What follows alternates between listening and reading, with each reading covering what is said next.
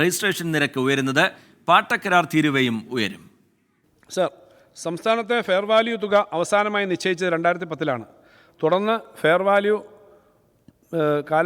നിരക്കിൽ കാലാകാലങ്ങളിൽ നിശ്ചിത ശതമാനം വർധനവ് വരുത്തി വരുന്നു. 2010 ശേഷം ഉണ്ടായിട്ടുള്ള വികസനങ്ങളുടെ അടിസ്ഥാനത്തിൽ ഭൂമി വിലയിൽ ഉണ്ടായ വർധന കണക്കിലെടുത്ത് സംസ്ഥാനത്തെ ഫെയർ വാല്യൂ കുറ്റമറ്റ രീതിയിൽ പരിഷ്കരിക്കാൻ നടപടികൾ സ്വീകരിക്കുന്നതാണ്. ഫെയർ വാല്യൂ കുറ്റമറ്റ രീതിയിൽ പരിഷ്കരിക്കുന്നതോടൊപ്പം ഓരോ വസ്തുവിൻ്റെയും ഉപയോഗക്രമം അനുസരിച്ചുള്ള ഭൂനികുതി നിർണ്ണയിക്കുന്നതിനും നടപടികൾ കൈക്കൊള്ളുന്നതാണ്. കോർട്ട് ഫീസ് സ്റ്റാമ്പുകൾക്കും വിവിധ കോടതി സേവനങ്ങൾക്കുമുള്ള തുകയും കുത്തനെ ഉയർത്തി. നീതിന്യായ സേവനങ്ങളുടെ നിരക്ക് ഇതോടെ വലിയ തോതിൽ വർദ്ധിക്കും. പങ്കാളിത്ത ക്ഷേമ പെൻഷന് പകരം പുതിയ പദ്ധതി പ്രഖ്യാപിച്ചു. ജീവനക്കാർക്കുള്ള 1 മാസത്തെ DA ഏപ്രിലിൽ വിതരണം ചെയ്യും. ക്ഷേമ പെൻഷനിൽ വർധനയില്ലെങ്കിലും കുടിശ്ശികയില്ലാതെ വിതരണം ചെയ്യാൻ പുതിയ പദ്ധതി നടപ്പിലാക്കുമെന്നും ധനമന്ത്രി പറഞ്ഞു. സർ, പങ്കാളിത്ത പെൻഷൻ സമ്പ്രദായം പുനഃപരിശോധിച്ച് ജീവനക്കാർക്ക് സുരക്ഷിതത്വം നൽകുന്ന ഒരു പെൻഷൻ പദ്ധതി നടപ്പിലാക്കാനാണ് സർക്കാർ ആലോചിക്കുന്നത്. കേന്ദ്ര സർക്കാരിന് നൽകിയ വിഹിതം തിരികെ ലഭ്യമാക്കാൻ ആവശ്യമായ നടപടി സ്വീകരിക്കും. ഒരു അഷ്വേർഡ് പെൻഷൻ സമ്പ്രദായം നടപ്പിലാക്കുന്നതിന് വേണ്ടി പുതിയ സ്കീം രൂപീകരിക്കും. മറ്റ് സംസ്ഥാനങ്ങളിലെ പുതിയ പദ്ധതികൾ കൂടി പഠിച്ച് സംസ്ഥാനത്ത് ഈ പുതിയ അഷ്വേർഡ് സ്കീം നടപ്പിലാക്കാൻ ആവശ്യമായിട്ടുള്ള നടപടികൾ ഗവൺമെൻറ് സ്വീകരിക്കുമെന്നുള്ള വളരെ സന്തോഷത്തോടു കൂടി പറയുകയാണ്. സംസ്ഥാനത്ത് 62 ലക്ഷത്തോളം ആളുകൾക്കാണ് സാമൂഹ്യ സുരക്ഷാ പെൻഷൻ നൽകി വരുന്നത്. രാജ്യത്ത് ഏറ്റവും മികച്ച നിരക്കിൽ പെൻഷൻ നൽകുന്ന സംസ്ഥാനമാണ് നമ്മുടേത്. പ്രതിമാസം 1600 രൂപ നിരക്കിൽ പെൻഷൻ നൽകുന്നതിനായി പ്രതിവർഷം വേണ്ടി വരുന്നത് 9000 കോടി രൂപയാണ്. സാമൂഹ്യ സുരക്ഷാ പെൻഷൻ കൃത്യമായി നൽകാൻ സർക്കാർ ശ്രമിക്കുന്നുണ്ടെങ്കിലും കേന്ദ്ര സർക്കാരിൻ്റെ ചില നടപടികൾ മൂലം അത് വൈകുന്ന നിലയുണ്ടായിട്ടുണ്ട്. പെൻഷൻ കമ്പനിയുടെ പുതുതായി ധനസമാഹരണം നടത്തി ക്ഷേമ പെൻഷൻ സമയബന്ധിതമായി ജനങ്ങളിലേക്ക് എത്തിക്കാൻ കേന്ദ്ര സർക്കാർ അനുവദിക്കുന്നില്ല.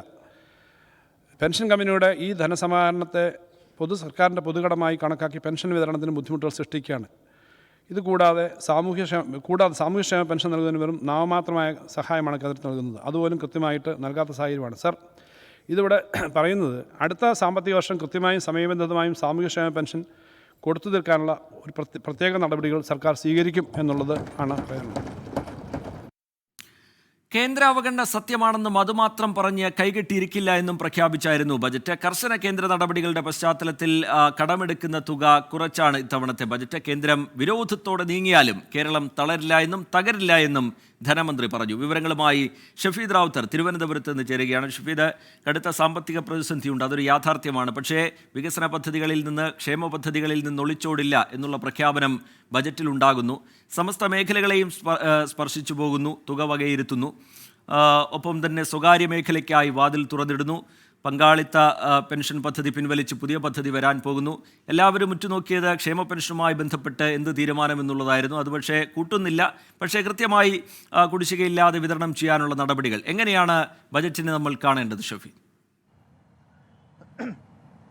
റിജിത്ത്, ഇക്കാര്യത്തിൽ 3 പ്രധാനപ്പെട്ട കാര്യങ്ങൾ നമുക്ക് പറയാം. അതായത്, സംസ്ഥാന സർക്കാർ ഏതെങ്കിലും തരത്തിൽ പൊതുജനങ്ങളുടെ മേൽ അമിതഭാരം അടിച്ചേൽപ്പിക്കുന്നു എന്നുള്ള ഒരു നീക്കത്തിലേക്ക് കടന്നിട്ടില്ല. അതും സംസ്ഥാന വലിയ തരത്തിലുള്ള സാമ്പത്തിക പ്രതിസന്ധിക്കിടെ നീങ്ങുമ്പോൾ. ഇനി രണ്ടാമത്തെ കാര്യം, സംസ്ഥാനത്തേക്ക് കൂടുതൽ സ്വകാര്യ നിക്ഷേപം വ്യാപിപ്പിക്കുന്നു എന്നുള്ള തീരുമാനം അത് കൃത്യമായി തന്നെ ബജറ്റിൽ വ്യക്തമാക്കുന്നുണ്ട്.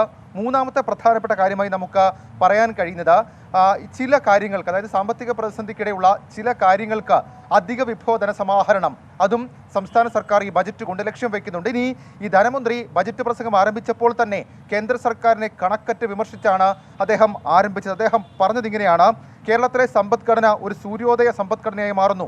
കേരളത്തെ മുടിഞ്ഞുപോയ നാടെന്ന് വിശേഷിപ്പിക്കുന്ന കേരള വിരുദ്ധരെ നിരാശപ്പെടുത്തുന്ന നേട്ടങ്ങൾ സംസ്ഥാനം കൈവരിച്ചു. പശ്ചാത്തല സൗകര്യ മേഖലയിലടക്കം വിപ്ലവകരമായ മാറ്റം ഉണ്ടാക്കുന്നു.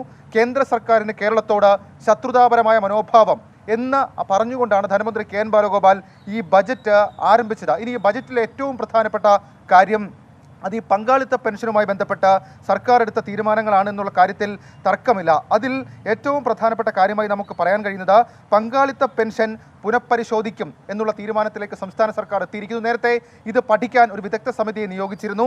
അതുകൊണ്ട് തന്നെ പുതിയ പദ്ധതി ആവിഷ്കരിക്കുമെന്ന് ബജറ്റിൽ പറയുന്നുണ്ട്. കേന്ദ്രം നൽകിയ തുക തിരികെ നൽകും, മറ്റു സംസ്ഥാനങ്ങളെ മാതൃകയാക്കും.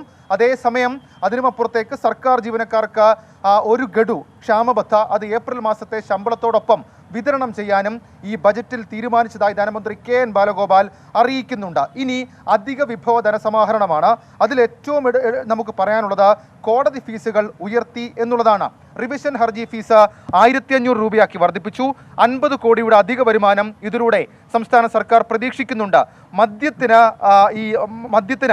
ലിറ്ററിന് 10 രൂപ, വിദേശ മദ്യത്തിന് ലിറ്ററിന് 10 രൂപ ഗാൽവനേജ് ഫീസ് ഈടാക്കും. ഇതുവഴി 200 കോടി രൂപ സമാഹരിക്കാം എന്നുള്ളതും സംസ്ഥാന സർക്കാർ ലക്ഷ്യം വെക്കുന്നുണ്ട്.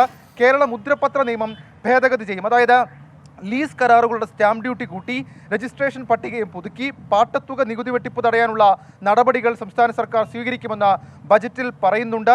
പാട്ടക്കുടിശ്ശിക തിരിച്ചു പിടിച്ചെടുക്കാൻ ആംനസ്റ്റി സ്കീം, അതായത് തിരിച്ചടയ്ക്കാത്തവരുടെ പാട്ടക്കരാർ റദ്ദാക്കാനുള്ള തീരുമാനവും ബജറ്റിലുണ്ട്. അങ്ങനെയുള്ള അധിക ധനസമാഹരണം സംസ്ഥാനത്ത് നടപ്പാക്കാനാണ് ഈ ബജറ്റിൽ പ്രത്യേക ഊന്നൽ കൊടുത്തിരിക്കുന്നതെന്നുള്ള കാര്യത്തിൽ തർക്കമില്ല.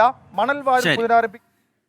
ശരി, ഷഫീദ് റാവുത്തർ തിരുവനന്തപുരത്ത് നിന്ന് ബജറ്റുമായി ബന്ധപ്പെട്ട വിവരങ്ങൾ, വിശകലനങ്ങൾ നൽകുകയായിരുന്നു. എന്തായാലും സമസ്ത മേഖലകളെയും സ്പർശിച്ചു പോകുന്നുണ്ട്. ഒരു തെരഞ്ഞെടുപ്പ് മുന്നിലുണ്ട് എന്നുള്ള ജാഗ്രത KN ബാലഗോപാലിൻ്റെ ബജറ്റിൽ ഉണ്ട്.